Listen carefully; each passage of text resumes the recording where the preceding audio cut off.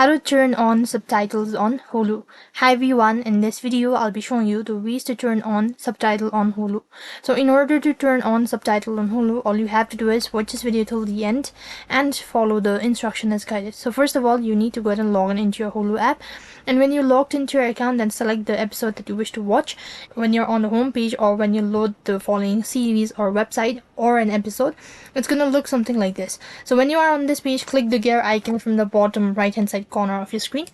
On the other page, you'll be able to see this option as subtitles. Go ahead and select the option that says subtitle, and then you can go ahead and select what you actually want to do it. So select the subtitle accordingly, and then go to settings and just tap the turn on button, and you've successfully set a subtitle on Hulu. So that's how you can enable or turn on subtitle on Hulu. That is all for this video. I hope the video was helpful. Make sure to like, share and subscribe to our channel.